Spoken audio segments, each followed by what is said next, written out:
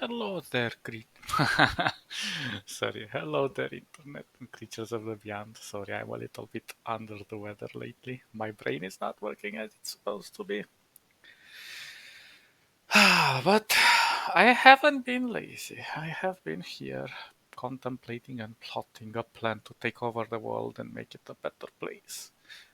And doing the design in the meantime. So last time we left over here, but I have tried many ideas, and some work, some didn't.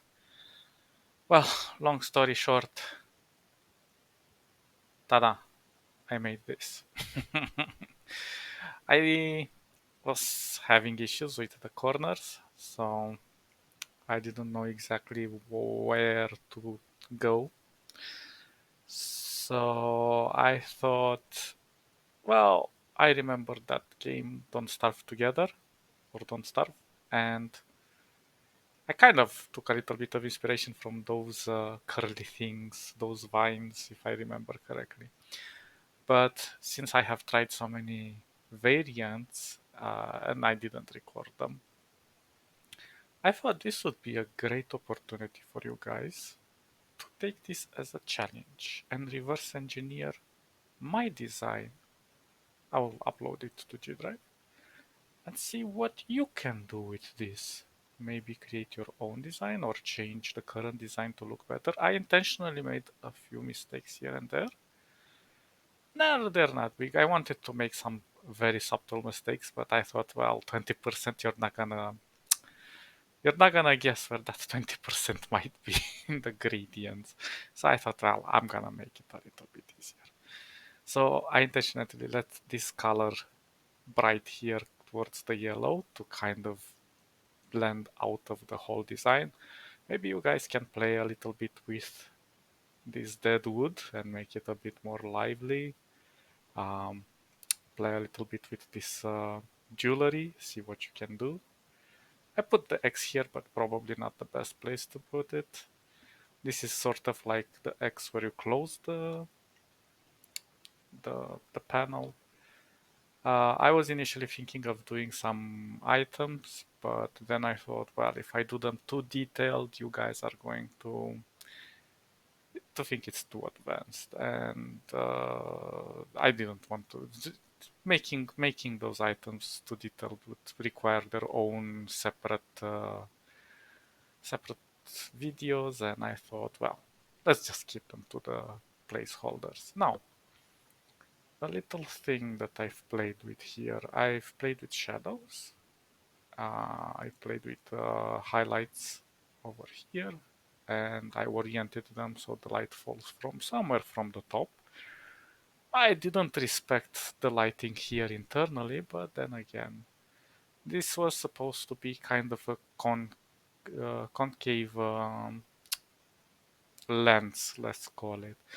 And I thought, like, what would be the best thing? If we look closely here, there is a pattern. This is just a normal texture, of a raster texture that I just blended in. I was plotting, I was seeing what works and what doesn't. But I thought maybe when you create a panel, you can create it in layers. If you know anything about UI design in games, you can actually create layers upon layers. So for example, you can create this sort of filter that is with the glint of the sun on top of the glass here, and you can put the object in between. So I put the background here, as you can see. Then I put the object in the middle and then the lens on top. Now, what I see a lot of people, they're having trouble with control over things. And to be honest, when I started doing these things, I also had a lot of trouble, especially in vector design, since you don't have a lot of color manipulation.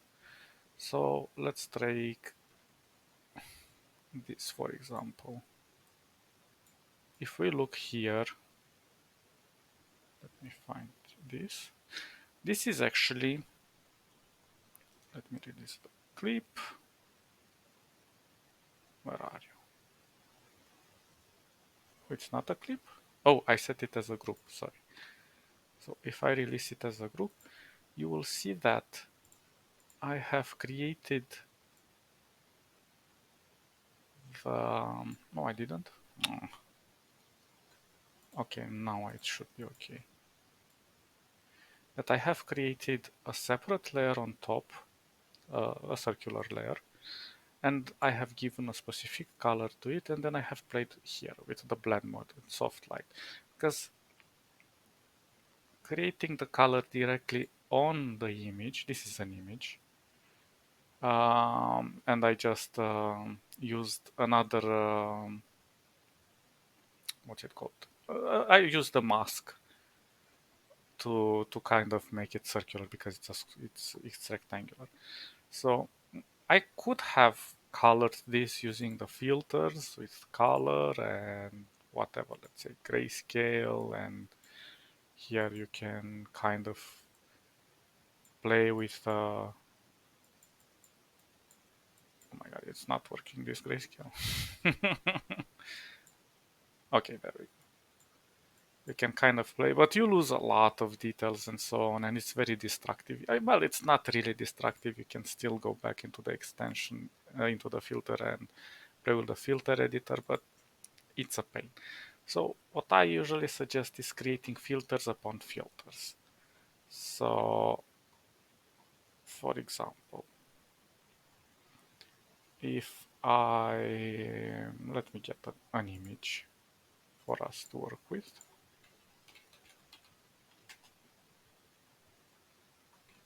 I'm just gonna take the texture, the first texture that I can find, and that looks relatively texture-like.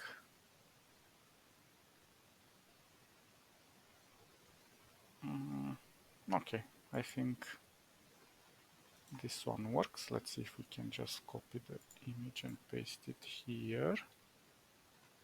Well, it's a little bit small, but it's okay. For the purposes of our work, it's gonna be alright. So for example, this texture here, we could actually, let's say we create a color that's maybe towards the green, okay? So one way you can play with this is going with the opacity, but meh, you see, it's not getting quite the result you want. Another way is to do it the blend mode. Two beautiful blend modes that I highly recommend are overlay. So let's say you're going with this one. Of course, this is a very strong color, so we can diminish that. And let's duplicate this and let's go to a blue. And this one I'm gonna go with a color.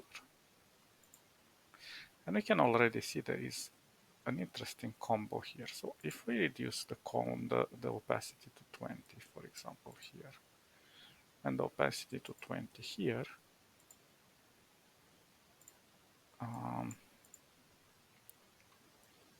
we can already see the difference. Let me try to duplicate this on top. So this is the original, this is the one we have been working on. And for example, if I remove the blue, we remain with the green, and we can already see a very big difference. Of course, we can come with gradients on top of it and play around.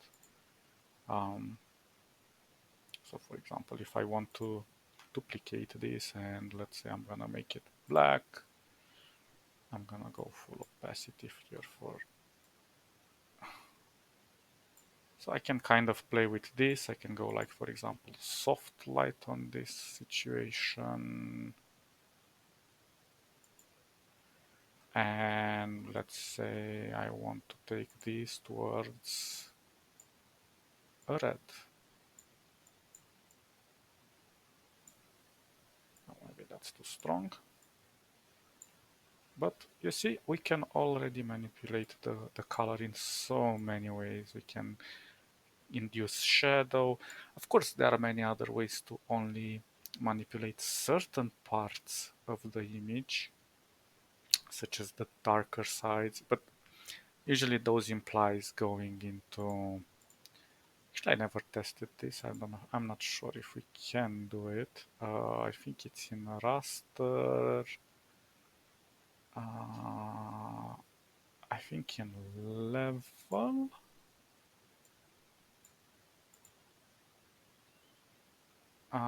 Maybe the other level. Wait.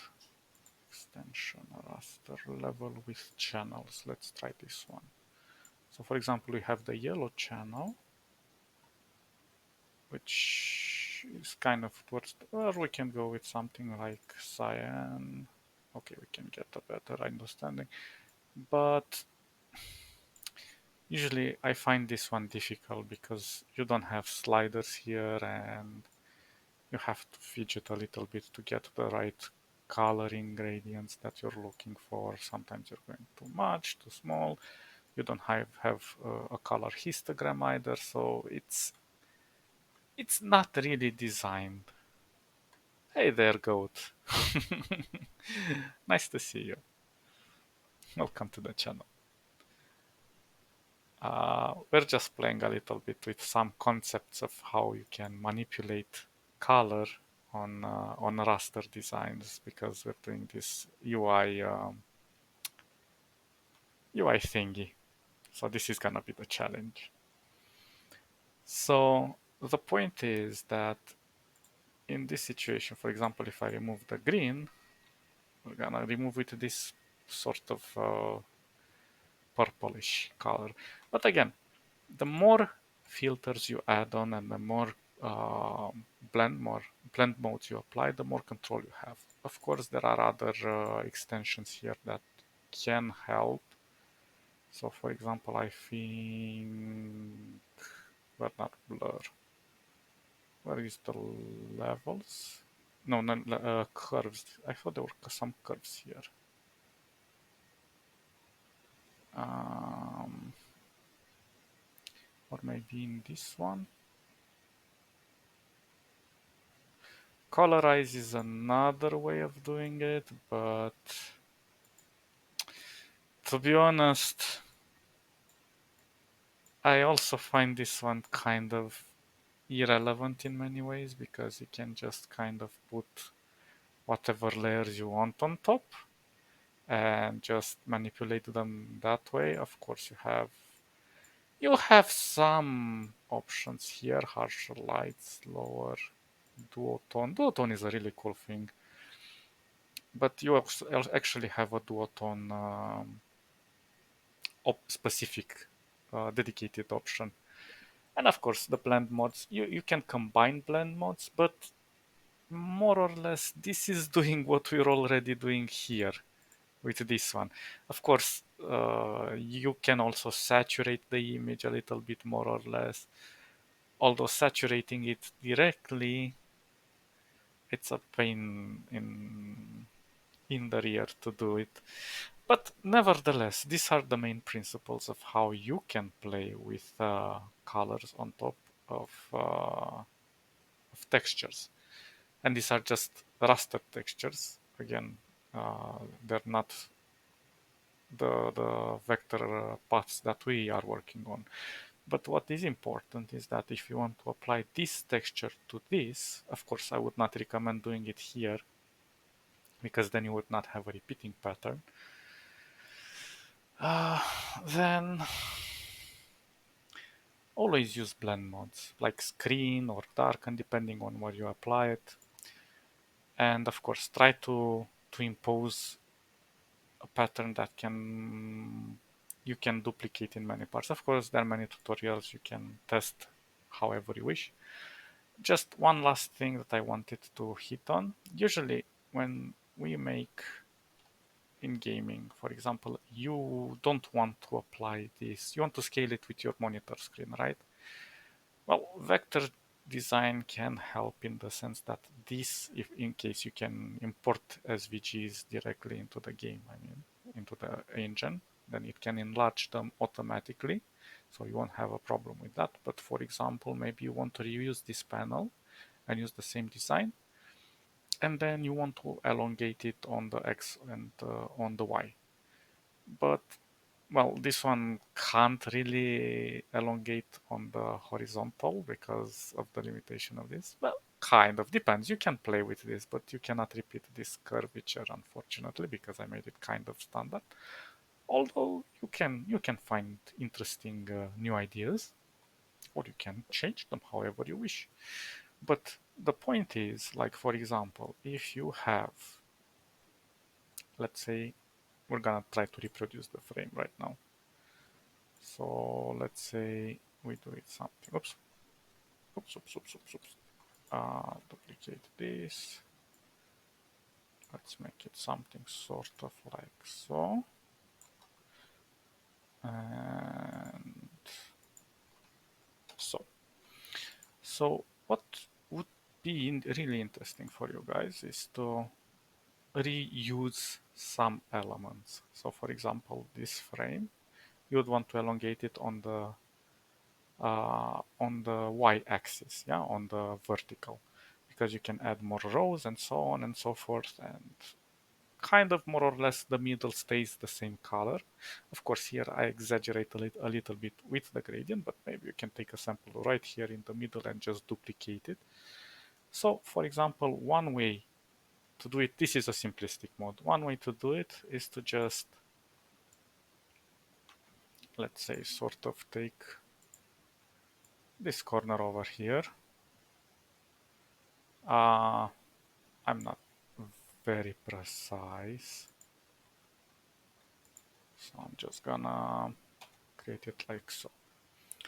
So this is one corner, and we can rotate this into 4 directions, of course, but only one corner is enough to create your frame. So one element is this. Another element is simply doing. You can do it like one. Let's make it so. You can do it 1 pixel if you want. Because this one um, is not having any patterns or anything on it. So you can do for the. You can duplicate this on the vertical, and for the horizontal you do the same thing. Actually, you don't even need to duplicate it. You can use the same, but you just need to change the orientation. Oops. Like so. In this particular case, because it's the same width. So it's super easy to create elements for UI. Just to create this frame, you only need these 3 elements. Of course, in this case, the center part needs to be its own element because it just generates the same item but bigger. And then even on the X, maybe you can leave the corners and just continue elongating this, because if we take this aside, we can see that this kind of consents to this color, so it doesn't change too much. So you can take a 1 pixel wide of this and continue elongating it. Of course, you have to be a little bit careful with the shadow to not pop out of the frame, but of course there are ways around that, and the game engine has some ways to also mask your elements. One game engine I can recommend is Unity, though it has a very steep learning curve. It's extremely good at creating UI, though sometimes I think it's kind of a pain to just work with it when when it comes to UI. But really, really interesting engine to start playing with. So yeah, the challenge for you guys is to take this and play around until you can create something beautiful with it.